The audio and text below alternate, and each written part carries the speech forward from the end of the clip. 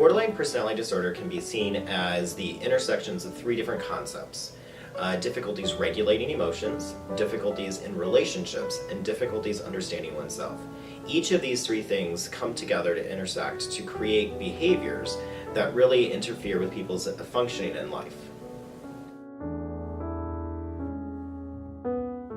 Some of the things that someone with BPD might see is definitely an intense reaction to emotions. So reacting really strongly to things that seem more everyday, and those reactions tend to last a long time and have a really hard time decreasing. And generally, people with BPD may have signs of thoughts and behaviors of suicide, self-harm, which can include cutting, and intense relationship difficulties. Feeling easily invalidated or having a really strong fear of rejection can be one of the definite signs of BPD. And also just a really difficult sense of self, a shifting understanding of who you are, and just feeling like you're not sure who you are, or if people care about you. So to be evaluated for borderline personality disorder, they would come see a therapist, and we would do a thorough psychosocial evaluation and ask about their current symptoms, their history, a lot of different things about their whole life. And we might have them fill out some different questionnaires to rate different symptoms and things like that. Unfortunately, like with a lot of other mental health disorders though, there's no really specific test. It's not like having a medical diagnosis where we can do some blood work or something and give you an easy answer. It's more about having a detailed conversation with the client.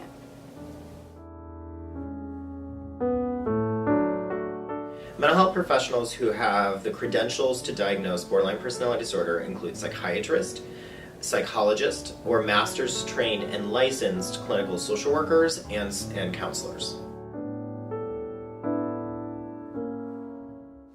I think the biggest thing of why I like working with BPD clients is mostly because they're very misunderstood in the field, and I think it can be really easy to just dismiss their behaviors as erratic or manipulative.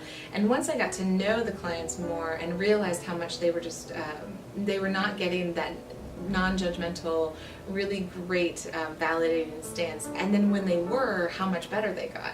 It was really neat to see that giving them that sense of compassion and really helping them understand that this makes complete sense that they had that urge helped them grow, and I loved being able to see that. And if I can provide that and do that for somebody, then it just warmed my heart to see them get that movement.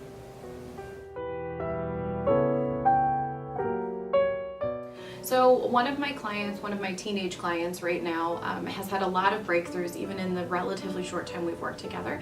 And he has gone from having a lot of difficulties managing his emotions to being able to get a part-time job and start planning for tech school and what comes after high school. So it's really exciting to see him regulate his emotions better and be able to plan for the rest of his life. My name is Ryan Lindsay. I am the Chief Operating Officer and co-founder of the St. Louis Center for Family Development. I'm a nationally board certified clinician in dialectical behavior therapy, and my main role here is helping our clinicians learn how to deliver and build their competencies in evidence-based treatments. I'm Brianne Serter. I am the leader of clinical services here at STLCFD. I provide outpatient therapy to adults and teens, and a variety of evidence-based therapies, and I also provide oversight of the DBT program. I'm their team leader. My name is Brittany House, and I am one of the DBT fellows here at St. Louis Center for Family Development, which means that I'm part of the one-year fellowship program where I'm getting some really intense training on DBT, which is great. As part of that, I see a smaller number of clients, like 4 to 6, and then I run the adolescent group on Wednesday nights.